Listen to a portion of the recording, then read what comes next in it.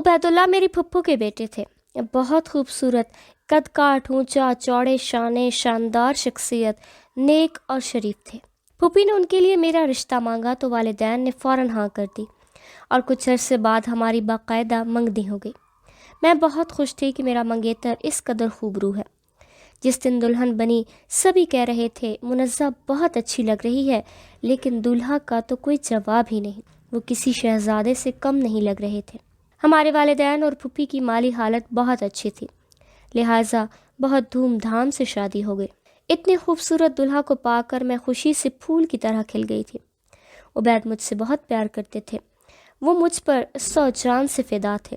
ہر کوئی مجھ پر رشک کر رہا تھا، جس کا دولہا اتنا خوبصورت تھا، ان کے سامنے میں معمول صورت لگتی تھی۔ عبید کی والدہ نے مجھے زیور بھی خوب دیا تھا۔ وہ میری سگی پھپھو تھی، چاہت سے بیاہ کر لائی تھی تو کیوں نہ 1000 چاؤ کرتی، لیکن خوشیاں بعض دلہنوں کو راس نہیں آتی، کسی کی نظر لگ جاتی ہے۔ کسی پتہ تھا کہ عبید فوج میں بھرتی ہوں گے تو جنگ چھڑ جائے گی، کیا خبر تھی کہ آنے والے چند دنوں میں حالات اس قدر خراب ہو جائیں گے کہ بھائی بھائی کے بیچ معرکے کا سماں ہوگا۔ ابھی ہماری شادی کو 6 ماہ بھی نہ ہوئے تھے کہ 1971 میں انہیں مشرقی پاکستان جانا پڑا۔ وہاں وہ ایسے حالات میں گر گئے کہ ایک دن مکتی بہنی نے ان کا پیچھا کیا تو وہ عجلت میں ایک گھر میں گھس گئے۔ یہ ایک بنگالی کا گھر تھا، مگر مسلمان ہونے کے ناطے انہوں نے میرے شوہر کو غنڈوں کے حوالے کرنے کی بجائے اپنے گھر میں چھپا دیا۔ گھرانے کے سربراہ نے ان سے کہا کہ جو لوگ تمہارا پیچھا کرتے ہوئے آئے ہیں ان کو ہم پر شک ہے، اور اب وہ باہر پہرا دیں گے تاکہ تم گھر سے نکلو تو وہ تمہیں مار دیں۔ بہتر ہے کہ تم ہماری لڑکی سے نکاح کر لو، تب وہ تمہیں داماد کی حیثیت سے کچھ نہیں کہیں گے، ورنہ ہم آپ کی زندگی کی ضمانت نہیں دے سکتے۔ ان کے برابر میں ایک مولانا صاحب کا گھر تھا جو نکاح خواں بھی تھے۔ حالات کا تقاضا تھا، عبید انکار نہ کر سکے۔ دراصل ان لوگوں کا بھی یہ خوبرو نوجوان اچھا لگا تھا، لہٰذا انہوں نے اس وقت پڑوسی نکاح خواہ کو بلا کر اپنی بیٹی سے ان کا نکاح کروا دیا۔ پھر وہ انہی کے ساتھ رہ کر حالات کے ٹھیک ہونے کا انتظار کرنے لگے، لیکن جب تک حالات ٹھیک ہوئے وہ ایک بیٹے کے باپ بن چکے تھے اور اپنی بنگالی بیوی کے ساتھ خوش و خرم ہو چکے تھے۔ یوں وہ واپس نہ لوٹے اور میں ان کی راہ دیکھتی رہ گئی، یہاں تک کہ 7 برس گزر گئے۔ جب اس عرصے میں ان کی کوئی خیر خبر نہیں آئی تو سب نے یہی سمجھا کہ وہ شہید ہو گئے ہیں۔ ان کو گئے 8واں برس تھا کہ ایک روز ان کا خط پھپھا کے نام آیا۔ اس میں دوسری شادی کی خبر کے ساتھ تصویریں بھی تھیں۔ پھپھا میرے والد کے پاس آئے اور اطلاع دی کہ عبید زندہ ہے اور یہ کہ وہ وہاں شادی کر چکا ہے، اب اس کے 2 بچے بھی ہیں۔ یہ خبر سن کر میرے والد کی تیوری پر بل پڑ گئے اور والدہ بھی رونے لگی۔ میرے ماں باپ کی سمجھ میں نہ آتا تھا کہ وہ مجھ کو کیسے بتائیں۔ میرے والدین نے فیصلہ کر لیا کہ اب ہم اپنی بیٹی ان کے گھر میں نہیں رکھیں گے، بے شک وہ لوگ اپنی دوسری بہو کو گھر لے آئے۔ بہرحال انہوں نے مجھے عمید کے دوسری شادی کا نہیں بتایا، صرف اتنا بتایا کہ وہ زندہ ہے۔ جب میں نے پوچھا کہ کب واپس آئیں گے تو کہا کہ جلد آ جائیں گے۔ ان کی آمد کی خبر سن کر میں تو جی اٹھی تھی۔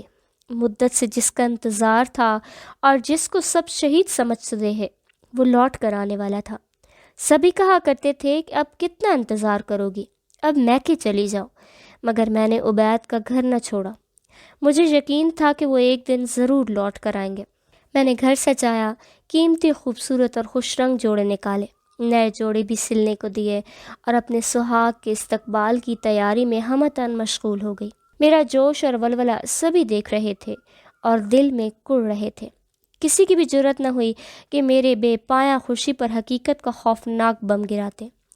جس روز عبید کو آنا تھا میں سچ دھج کر تیار ہو گئی، گویا نئی نویلی دلہن بن گئی۔ میں بھی سب کے ساتھ انہیں ریسیو کرنے ایئرپورٹ جا رہی تھی۔ مجھے اتنا خوش دیکھ کر حقیقت میں ماں باپ کا دل تو رو رہا تھا۔ بہرحال ہم ایئرپورٹ پہنچ گئے۔ سب سمجھ رہے تھے کہ عبید اکیلے آ رہے ہیں، مگر وہ جو ہی لاؤنج سے نمودار ہوئے ان کے ساتھ بچوں کو دیکھ کر میرا کلیجہ دھک سے رہ گیا۔ جتنی خوشی سے میں آگے بڑھی تھی اتنی ہی تیزی سے پیچھے ہٹ گئی اور حیرت سے اپنے سسر اور پھر والد کو دیکھا۔ ابا جان فوراً میرے پاس آ گئے۔ بولے بیٹا یہی حقیقت ہے جو تم دیکھ رہی ہو، بہتر ہے کہ تم خود کو سنبھال لو ورنہ ابھی واپس میرے ساتھ گھر چلو۔ یوں ابا جان مجھے اپنے ساتھ گھر لے آئے۔ ان کو خدشہ تھا کہیں میں صدمے سے گر ہی نہ جاؤں۔ ایک طویل انتظار اور 1000 بار کی دعاؤں کے بعد مجھ جنم جلی کو اپنے شوہر کی بس ایک جھلک ہی دیکھنا نصیب ہوئی۔ میں اپنے کمرے میں بند بستر پر پڑی آنسو بہاتی رہی اور باہر عبید آئے ہوئے تھے۔ وہ میرے والد کو اپنی داستان سناتے ہوئے معافیاں مانگ رہے تھے، اپنی مجبوریاں بتا رہے تھے، یہ یقین دہانیاں بھی کرا رہے تھے کہ دونوں بیویوں کے برابر حقوق ہوں گے۔ لیکن ابا جان نے ایک ہی بات کہی کہ میری بیٹی نے جب اتنے عرصے تمہاری جدائی سہ لی ہے تو اور بھی سہ لے گی، اب ہم اس کو تمہارے ساتھ ہرگز نہیں بھیجیں گے، بے شک تم طلاق دے دو۔ میری والدہ نے بھی یہی رٹ لگا دی اور مجھ کو طلاق کروا کر ہی دم لیا۔ میں تو اس معاملے میں ایسے چپ سادھ لی تھی جیسے کسی نے میری قوت گویائی چھین لی ہو۔ طلاق کے 2 سال بعد امی نے پھر سے میری شادی کی فکر شروع ہو گئی۔ جب والدین مجھ سے دوسری شادی کا کہتے تو عبید کو یاد کر کے میں پھوٹ پھوٹ کر رونے لگتی، سوچتی کہ بے شک اس سے دور ہی رہتی مگر یہ مجھے طلاق نہ دلواتے۔ میرا دل نہیں کرتا تھا کہ کسی دوسرے مرد کو شوہر مانوں، مگر میرے بس کی بات نہ تھی۔ بار بار ایک ہی بات کہنے سے پہاڑ بھی ٹوٹ جاتے ہیں۔ میں بھی اپنے سے پیار کرنے والوں کی ضد سے بالآخر بے بس ہو گئی۔ کہا کہ ٹھیک ہے، جو آپ کا جی میں آئے کیجیے۔ اس بے بس اقرار میں جتنا بھی دکھ تھا مگر ہتھیار تو میں نے ڈال دیے تھے، لہٰذا والدین نے اس موقع کو گنوانا مناسب نہیں سمجھا اور جھٹ پٹ عارف میاں سے میرا نکاح پڑھوا دیا۔ عارف میاں ہمارے دور پرے کے رشتہ دار تھے۔ پہلی بیوی شادی کے 1 سال بعد وفات پا گئی، اس کے بعد انہوں نے شادی نہ کی۔ اب سب کے کہنے سننے پر دوبارہ گھر آباد کرنے پر راضی ہو گئے تھے۔ میں نے ماں باپ کے مجبور کرنے پر عقد ثانی کو تو کر لیا مگر دوسری شادی کو دل سے قبول نہیں کیا۔ جب بھی عارف کے گھر سے میکے آتی، روتی ہوئی آتی اور روتی ہوئی واپس گھر جاتی، جس پر ماں دکھی ہو جاتی۔ عرصے تک یہی سلسلہ چلتا رہا، تب جا کر کہیں مجھ کو صبر آیا اور جب والد فوت ہو گئے تو میری رہی سہی ہمت بھی ٹوٹ گئی۔ اب باور ہوا کہ دوسرے شوہر کو ہی اپنا سب کچھ سمجھنا چاہیے ورنہ میرا اور کون سا ٹھکانہ ہوگا۔ شادی کے 10 برس گزر گئے اور میری گود ہری نہ ہو سکی۔ جانے کیسا نصیب لے کر پیدا ہوئی تھی۔ اولاد سے محرومی کو عارف بھی محسوس کرتے تھے اور میں بھی اپنے اندر خلا محسوس کرتی تھی کہ اولاد کے بغیر عورت کی زندگی سونی ہوتی ہے۔ عارف کا اپنا کاروبار تھا، ماشاءاللہ خوشحال تھے مگر مجھے وقت نہیں دے پاتے تھے۔ صبح کام کو نکلتے تو رات 11 بجے گھر لوٹتے۔ میں سارا دن 4 دیواری میں اکیلی تنہائی سے پریشان ہو کر دیواروں سے باتیں کرتی۔ ساس سسر دوسرے بیٹے کے پاس رہتے تھے، نند دیور سب کی شادیاں ہو چکی تھی۔ تب میں نے عبادت میں پناہ ڈھونڈ لی، نمازیں پڑھتی، کلام پاک کی تلاوت کرتی اور اپنے سکون کے لیے دعائیں مانگتی۔ ادھر عارف میاں کا مزاج کچھ مختلف تھا، جب بھی کہیں جانا ہوتا وہ ہمراہ نہیں جاتے تھے، وہ سارا وقت اپنے کاروبار کو دیا کرتے۔ اسی وجہ سے بھی کہ خود کو بہت تنہا اور ادھورا میں محسوس کرتی تھی۔ ایک دن میکے میں تھی کہ میرے بھائی آ گئے۔ اماں بولی اے کاش منزہ کو بھی اللہ تعالیٰ اولاد دے دیتا تو یہ ایسے اکیلی نہ ہوتی۔ اس پر میں رونے لگی۔ تبھی بھائی کا دل پسیجا، بولے روتی کیوں ہو؟ ہیں میں تمہیں اپنی بیٹی دے دیتا ہوں، تم اسے گود لے لو۔ میں نے بسم اللہ کر کے بھتیجی کو گود میں بھر لیا۔ دل کو سکون ملا، وہ مجھے بہت پیاری لگتی تھی۔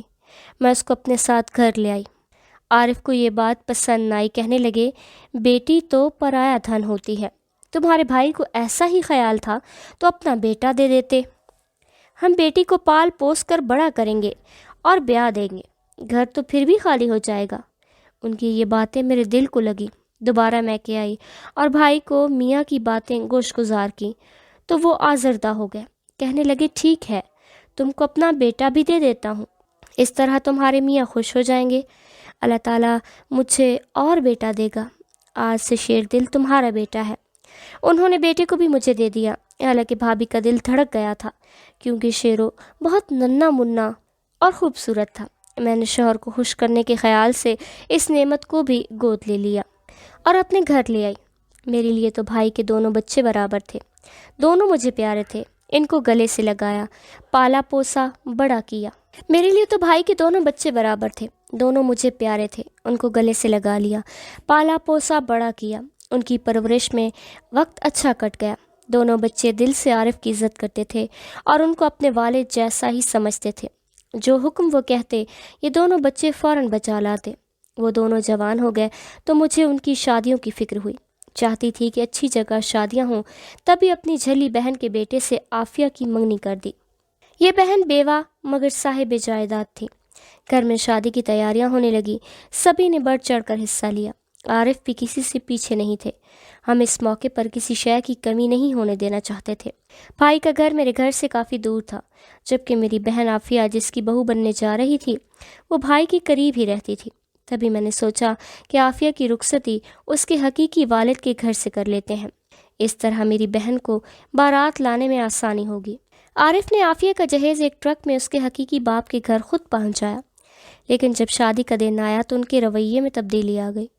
مہندی والے دن کہنے لگے کہ میں نے جہیز پر 3 لاکھ روپیہ لگایا ہے، اب یہ رقم مجھے اپنے بھائی سے لے کر دو، جس کی بیٹی ہے وہی اسے رخصت بھی کرے۔ میں ٹھہرا پھپھا، میرا ان بچوں سے کیا رشتہ؟ سچ پوچھو تو ان بچوں کو میں نے اپنے گھر میں تمہاری وجہ سے برداشت کیا ہے، ورنہ مجھے یہ منہ بولے رشتے اچھے نہیں لگتے۔ یہ سن کر تو جیسے میرا دل بیٹھ گیا۔ اتنی محنت سے ان کو پالا پوسا، پیار دیا، لاڈ اٹھائے، اور اب اچانک اس شخص کو کیا ہو گیا؟ اپنی مرضی اور خوشی سے بیٹی کا جہیز خرید کر لائے اور اب میرے بھائی سے جہیز کی رقم مانگ رہے تھے۔ میرے بھائی کو بھی ان کے رویے سے سخت صدمہ ہوا۔ جنہوں نے بہن کی خاطر میں برسوں تک اپنے بچوں کا نام بھی نہ لیا، آج چند ٹکوں کی خاطر عارف میرے بھائی کی بے عزتی کا سامان کر رہے تھے۔ ایسے مواقع پر شرفاء بہرحال مصلحت سے کام لیتے ہیں۔ بھائی نے بھی وہی کیا جو ایسے موقع پر کرنا چاہیے تھا۔ انہوں نے رقم عارف کے سامنے رکھی اور کہا، اگر اس سے زیادہ پیسہ خرچ ہوا ہے تو بتائیے، وہ بھی ہے، ادا کرنے کو تیار ہوں۔ بیٹی کا معاملہ ہے، آپ بطور مہمان شادی میں شریک ہو جائیے، رنگ میں بھنگ نہ ڈالیے۔ عارف نے رقم لے لی مگر شادی میں بیٹھنے سے انکار کر دیا۔ میرے بھائی بیچارے اپنا سا منہ لے کر آ گئے۔ ان کی تو بیٹی تھی، انہوں نے کوئی کسر نہ چھوڑی اور اچھے طریقے سے عافیہ کی رخصتی کر دی۔ میں نے شوہر کو منانے کی بہت کوشش کی مگر وہ مان کر نہ دیے، اور شادی میں آئے اور نہ مجھ کو لینے آئے۔ میں 4 ماہ بھائی کے گھر میں بیٹھی انتظار کرتی رہی کہ عارف مجھے عزت کے ساتھ اپنے گھر لے جائیں۔ گرچہ بھائی کے گھر رہنے میں کوئی تکلیف نہ تھی، لیکن اپنے گھر جائے بنا بھی قرار نہ تھا۔ اللہ نے میری سن لی۔ ایک دن ظہر کی نماز پڑھ کر سلام پھیرا ہی تھا، دروازے پر عارف نظر آئے۔ خدا کا شکر ادا کیا کیونکہ میں لوگوں کی باتوں سے ڈرتی تھی۔ لوگ طرح طرح کے سوال کرنے لگے تھے۔ عارف نے کہا، میں صرف تمہیں لینے آیا ہوں، باقیوں سے مجھ کو کوئی سروکار نہیں۔ میں نے بھائی کو بتایا۔ انہوں نے شیر دل کو اپنے پاس روک لیا اور مجھے عارف اپنے ہمراہ گھر لے آئے۔ میرے دل میں دونوں بچوں کی محبت اولاد کی طرح جاگز بن تھی۔ جب کچھ عرصہ ان سے نہ ملی تو بیمار پڑ گئی۔ بیٹی تو بیاہی گئی مگر شیر دل کی جدائی میں تڑپتی رہی۔ ایک پل اس کو نظروں سے اوجھل نہ ہونے دیتی تھی، اور اب وہ میرے گھر نہیں آ سکتا تھا۔ عارف کو تو کاروبار سے ہی فرصت نہ تھی کہ میرا دھیان کرتے۔ میں اتنی لاغر ہو گئی کہ غم سے آدھی رہ گئی، مگر عارف اپنی انا کے ہاتھوں دم سادے ہوئے تھے۔ جب بھائی کو علم ہوا تو وہ آ کر مجھے لے گئے اور علاج کروایا۔ بچوں سے مل کر دل کو راحت پہنچی تو میں صحت مند ہونے لگی۔ سبھی اس بات کو سمجھ گئے کہ مجھے بچوں کی جدائی کھا رہی تھی۔ عافیہ کا گھر قریب تھا، وہ روز میرے پاس آ جاتی، گلے سے لگ جاتی، پیار کرتی، اپنے ہاتھوں سے فروٹ کھلاتی۔ دونوں بچوں کی غربت سے میری بیماری آدھی رہ گئی۔ عارف کو جب وقت ملتا مجھ کو دیکھنے آ جاتے، مگر بچوں کی محبت میں سرشار دیکھ کر ان کا منہ اتر جاتا، جیسے اندر ہی اندر حسد محسوس کرتے ہوں۔ 3 ماہ رہ کر آخر گھر چلی گئی۔ کب تک محکے میں رہ سکتی تھی؟ گھر لے جا کر وہ کہتے تھے کہ پرائے بچوں کو اپنا سمجھتی ہو، کبھی پرائے بچے بھی اپنے ہوئے ہیں؟ اس بات پر میں رو پڑتی، ذہنی طور پر بھی ان کے تیکھے جملوں کے وار سہ کر بیمار پڑ گئی۔ 3 سال تک میں نے ان کے طعنے برداشت کیے۔ خدا کی کرنی کہ اچانک ان پر فالج کا اٹیک ہوا تو بستر پر ڈھہ گئے۔ ان کے بھائی دور رہتے تھے، میں نے فوراً اپنے بھائی کو اطلاع دی۔ وہ ہسپتال لے گئے اور جب تک یہ وہاں داخل رہے وہیں ساتھ رہے۔ شیر دل نے بھی تیمارداری میں کسر نہ چھوڑی، وہ تو ان کے سگے باپ جیسا سمجھتا تھا۔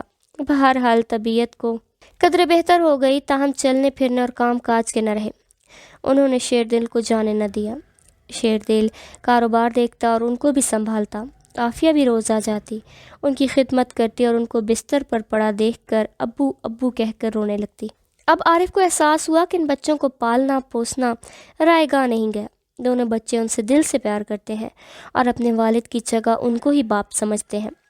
حقیقت اب ان کو سمجھ میں آ گئی تھی۔ وہ کافی عرصہ بستر پر جیے، بچوں کو گلے لگا کر روتے اور دونوں کا منہ چومتے ہوئے ان کی آنکھوں سے آنسو بہہ نکلتے۔ شیردل تو ان کی بیساکھی بن گیا۔ انہوں نے عارف کو اتنا سہارا اور سکھ دیا کہ ہاتھ اٹھا کر اسے دعا دیتے تھے۔ جب انہوں نے وفات پائی تو شیردل اور عافیہ بلک بلک کر روئے تھے۔ ان کا قطعی یہ احساس نہ تھا کہ عارف ان کے سکے باپ نہیں ہیں۔